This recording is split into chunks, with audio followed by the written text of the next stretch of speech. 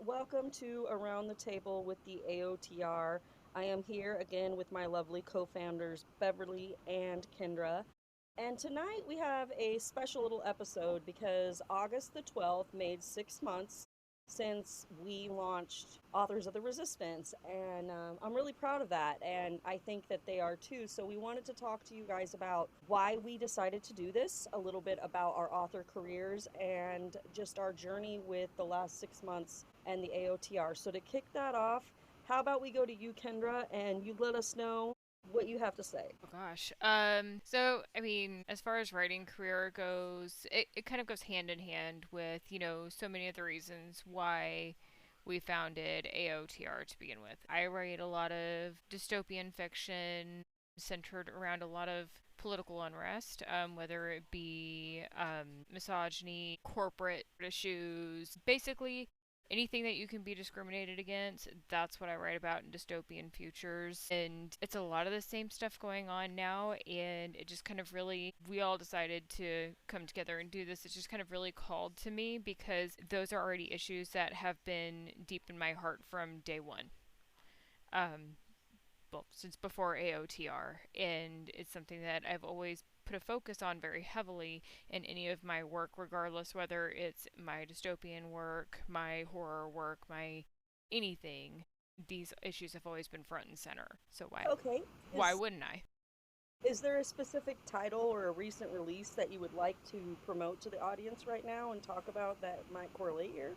So really, the biggest one that correlates the most is my permutation archives. It's basically a dystopian future where, and I kept saying for the longest, like, hey guys, this isn't a guidebook, but basically at one point, we hadn't had a regular presidency in quite some time, and then the last president that we actually had was assassinated, and the man that killed him, which is Emerson King in the series, took over the country, became a dictator. I wrote this series prior to our current administration, his first turn, when he was started talking about building the wall. There's a wall in that whole entire series, and they realize that there are people that have these special abilities that they can use to their advantage. And our Emerson King basically creates these concentration camps where he can put all of these people together and either somehow convert them to their side to fight against their own, to conglomerate this power for themselves, or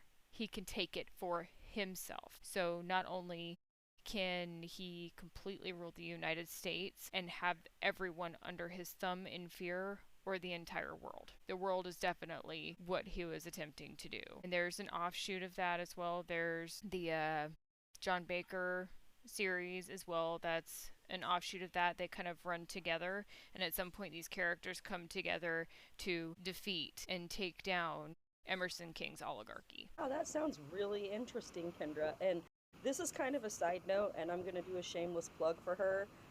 She's got a project going on that's actually looking for funding. It's with Cirillo Santiago, correct? Could you tell us a little bit about that? Yeah, absolutely. So Santiago Cirillo is part of the Walking Dead universe. He was in season 4. He played a character named Julio. He was one of the people that broke into the prison when Rick and his group were there. And he's absolutely phenomenal. I met him at the first ever convention that I ever did in good old Gaffney, South Carolina. And I actually handed him one of my Miss Hyde novellas. It was in the early incarnation of that series as well.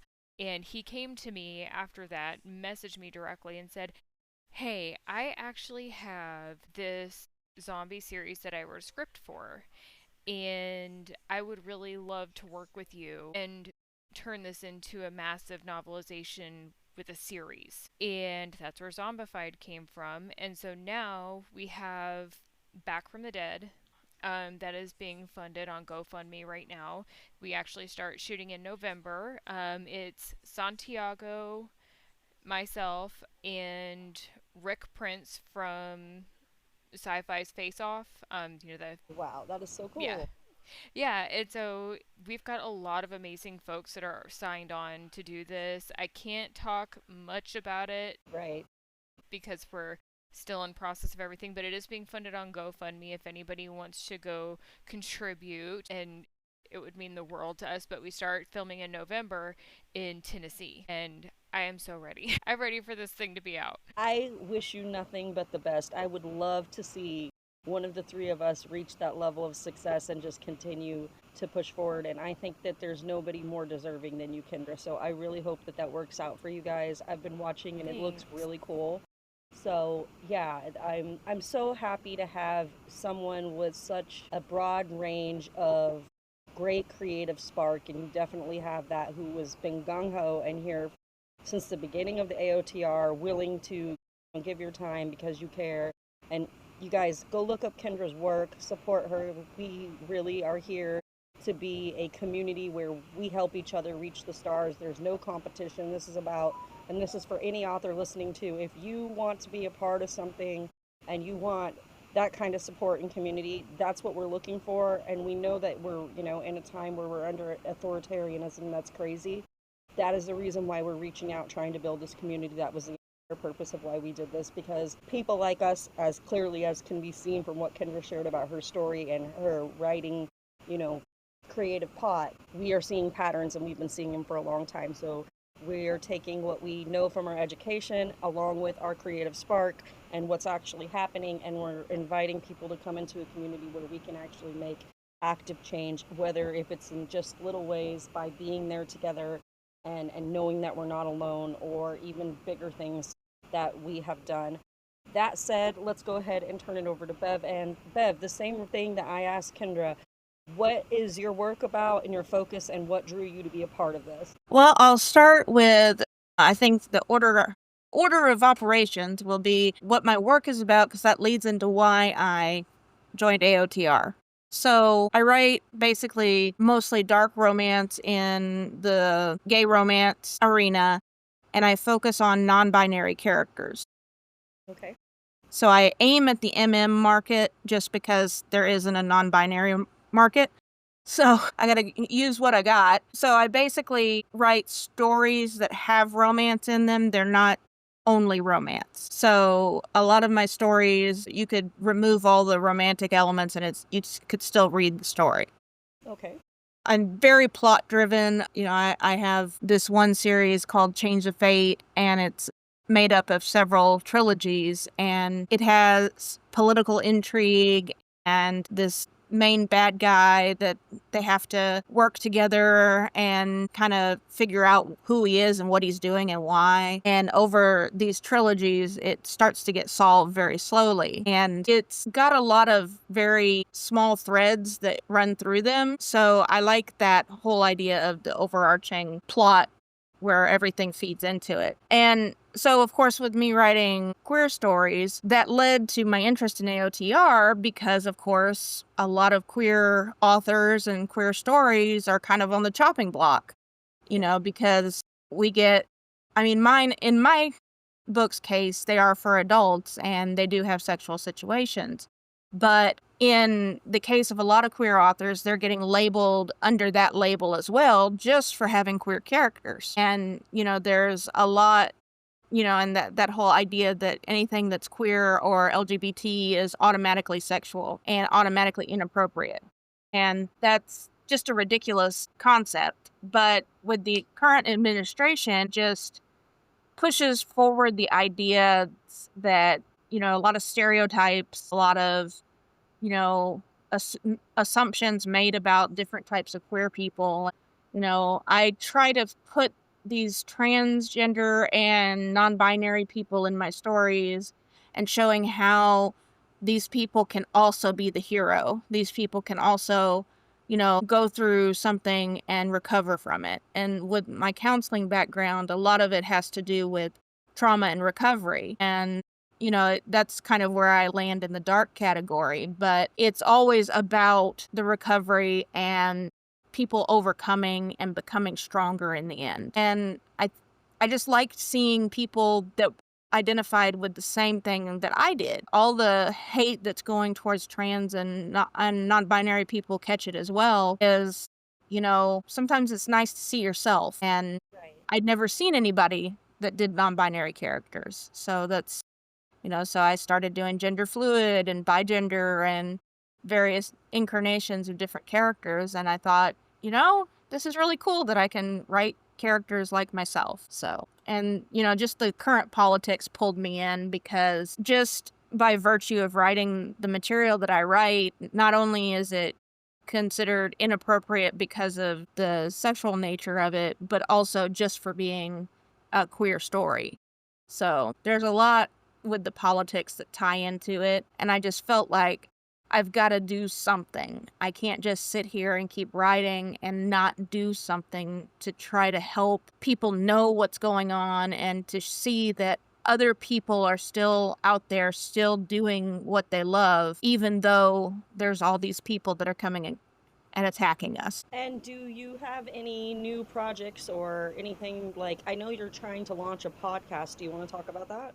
Yeah, so the podcast that I'm working on is called Bev's Queer Podcast, and my tagline for it is queer as in gay, but also as unique and weird. So there's going to be a lot of any of and everything on there. I have a couple of friends of mine that are going to help me with it, and we're going to interview authors. We're going to talk about different things. Politics may come up here and there depending on what's in the news. We're going to talk about writing tips, the publishing industry, the good, the bad, the ugly, all of that stuff, and just kind of really get into some of the aspects that people don't always get into directly, because a lot of people come into the publishing industry not knowing anything. And so it's going to be something interesting, and I hope it develops over time. But I've already got some people interested in interviewing, and so I'm looking forward to that and just seeing where it takes me. That sounds awesome.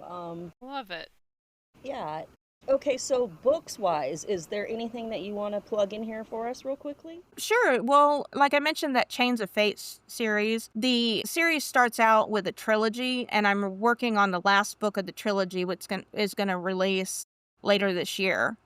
And it's called Doctor's Training, and it's build it in this Chains of Fate universe, which is kind of surrounds this BDSM club called Strawberries Black in St. Louis, Missouri. And a lot, the owner of it is basically, she rescues abused submissives and helps them, recover and move on with their life. And the main characters, a couple of them were the people that she rescued and helped out. And then the first book starts out, it's about this doctor's journey of going through trauma and recovering and learning to use bondage and submission as a way of his healing. And there's a lot of things happen, but the last book is Blooming Camellia, and it's going to be, I believe it's set to come out in November, and I've just got to finish it up real quick. As always, seems like I've got one more chapter to write. But yeah, so the end of that trilogy will end the main storyline for those characters, but after that, all the characters are woven in through the rest of the books, and eventually they'll be on the front stage again as this network of bad guys gets taken down eventually. I think that's kind of interesting, because I know Kindra also writes some books that have BDSM aspects, and one of my most well-known series is obviously started out with Simply Scarlet and the Prism of Lies series. So I think that's also interesting that we're all kind of doing that. And people would probably ask us, how does that correlate to this? And I think that when you write about content that is showing something that's usually stereotyped as a bad thing, or a place from which bad things can happen and trauma can, be created, that also shows the kind of empowerment mentality that we all have, if you understand what I'm saying.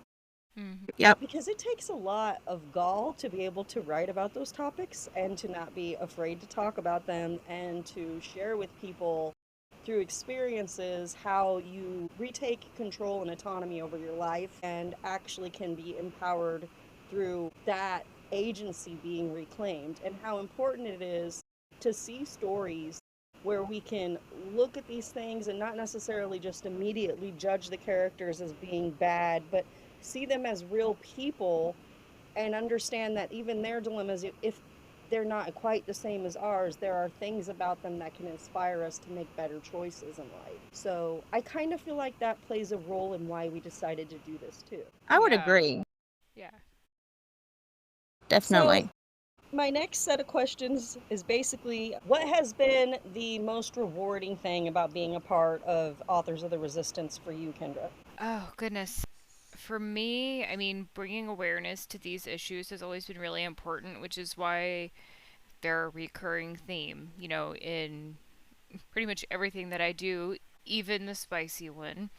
And just being able to discuss these things, bring these things to light more so. And I'm not so good with the words today, It's okay.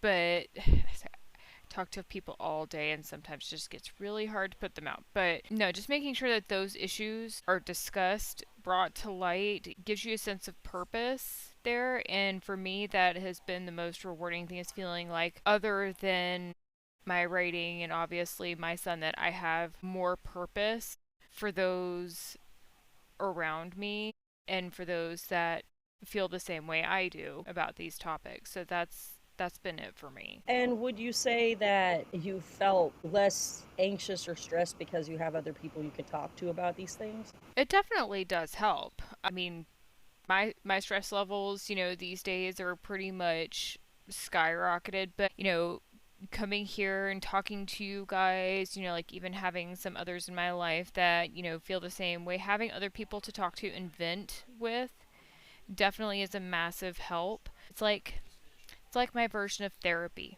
Yeah. And how about you, Bev? What has been your most rewarding experience or takeaway from this? Well, I think that for the most part, it's the camaraderie and just having other people that you can have like intellectual discussions with and talking about hard topics and not shying away from, the tough things, which is so common in society. And, I feel like has led to where we're at now because nobody wants to talk about these things.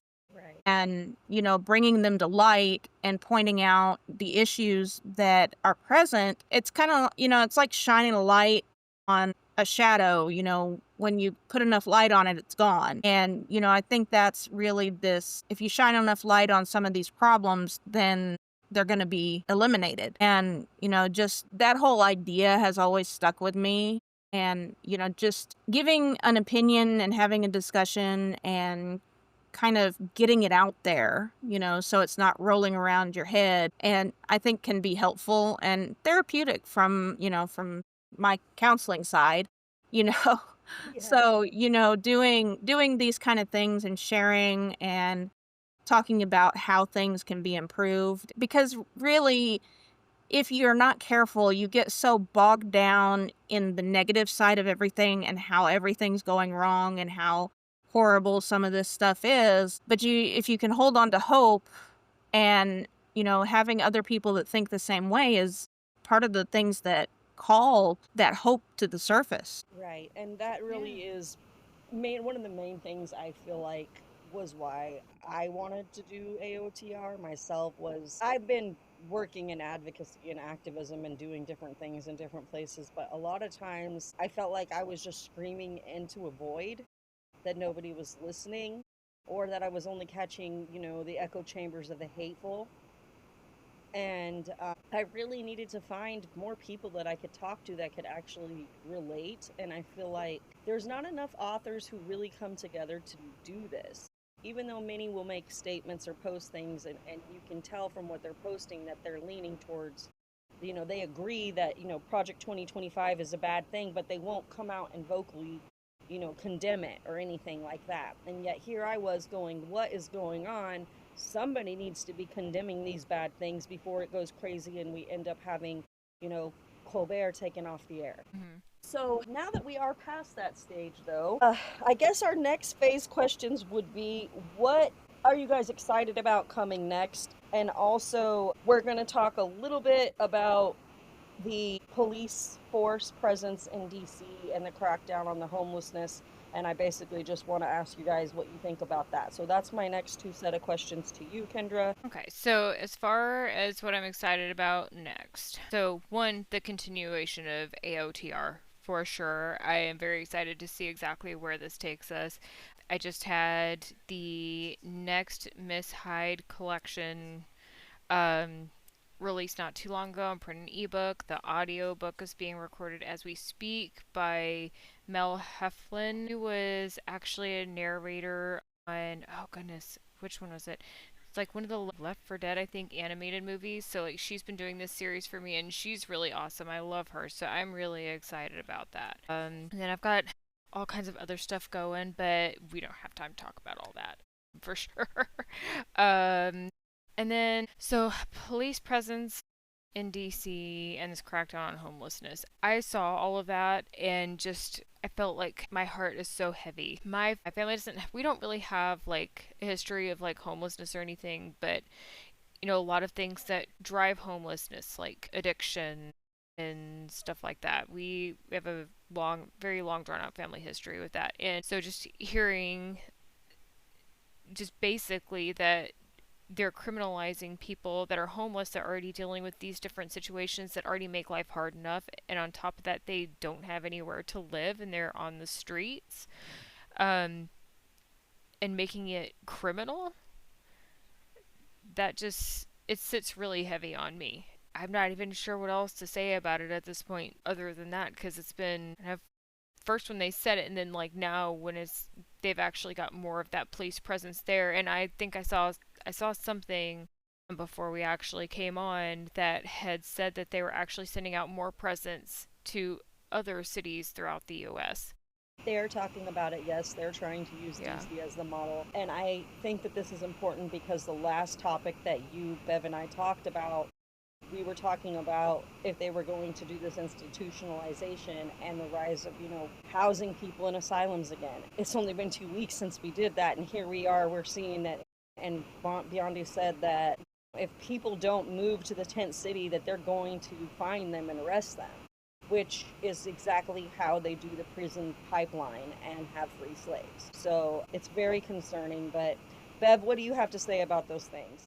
Okay, well, first, the things I'm excited about is I'm hopefully next year I'll be launching a new series based in my supernatural St. Louis. And that's exciting because it's going to feature a lot of different types of characters and a lot of world building on stuff with that. But it's really kind of ironic because a lot of it kind of connects with some of the things, because in that series you also have who are the good guys, sort of thing, like the perception of good versus evil and who is really the person that you want to trust. So I find that interesting that kind of meshes with what's going on today. But as far as the homeless situation, I'm with Kindra on just having a heavy heart about it, because what I see is all of these people, most of them just historically, most homeless people are also mentally.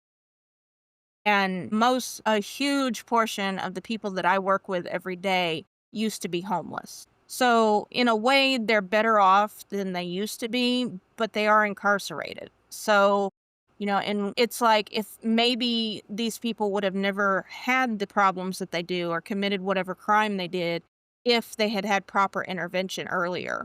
Yeah.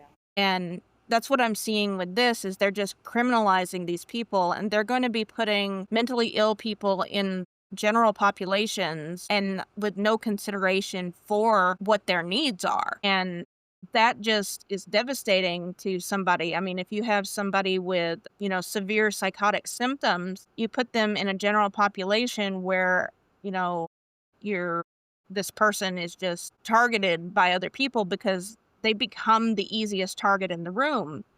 And we all know how awful the prison system is. And, even I've worked with some people that have come out of the prison system and were so happy to be in the facility that I am at, because they were no longer being targeted and attacked by other people and taunted by the guards, because it's not allowed to treat them like that in the place that I work. And that just, it just hurts my heart because a lot of these people just need help. And it's our fault that they're, as a country, that we have these homeless people because, capitalism has pretty much destroyed any chance they had at a future because, I've been lucky. I've never been homeless, but I have known plenty of people that have been, and I've had plenty of people sleep on my couch. And, that's something I could help them with at that time. But there were so many factors that led to the homelessness, and a lot of stuff they couldn't have control. And all of these people that they're just rounding up and throwing in with all the other people that could be violent criminals who don't want rehabilitation. Not that prison is rehabilitative, but it's just sad, and it makes me angry, but more than that, it just makes me sad. I am the only one of us that actually has been homeless multiple times in my life, y'all. And speaking from a very real place, it is impossible to be homeless and not experience mental health issues. It is impossible to be homeless no matter how hard you work, no matter what you do, and have to face all of the hatred and the awful extra that you don't even begin to conceive of. There is nothing in this world that will ever, ever, ever be as rough as homelessness. And I have been through a lot of things, my friends. I mean, a lot. I have been a victim of child SA. I have been raped. I have been beaten. I have all of it. I've been privy to things like that. But the things that I've seen because of having to be homeless will show you the reality of how very evil some people in this country are. And it is a stark, rude awakening, especially when you're a good-hearted person who's a hard worker, and you could not look at me and ever know that I was homeless, because I was taught by people that don't let them know what you really are. When you're in Rome, you need to act like the Romans do, clean up and act right. I was taught to clean up every single trace of my trash. I was taught not to stay in the same places for more than a few days. I was actually taught the opposite of building a tent city. I was taught camp in one spot and move. Constantly be moving, because if you are not moving, they are coming for you. It is a matter of time of when. And it has always been that way in this country. So what they're doing is not new. And as somebody that's watched it, I graduated with my master's degree in a Lowe's parking lot using their Wi-Fi. I wasn't able to walk across the stage.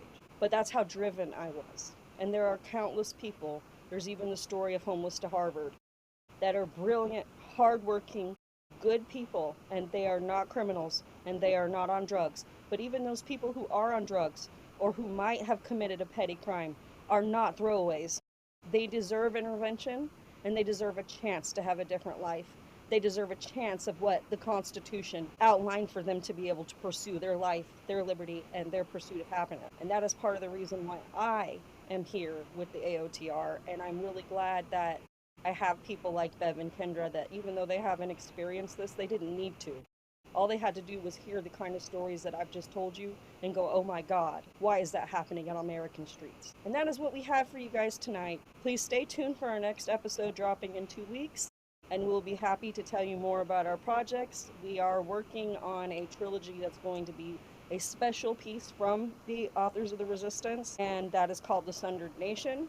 We'll be talking to you guys more about that as it comes together, but that is what I am most excited about personally as it correlates to authors of the Resistance. Going to be a fun project. Oh, yeah. Well, it was great to talk to you guys tonight, and I really hope you have a great rest of your week. And to our listeners, thank you for tuning in. As always, we appreciate you, and have a great night. Night. Bye.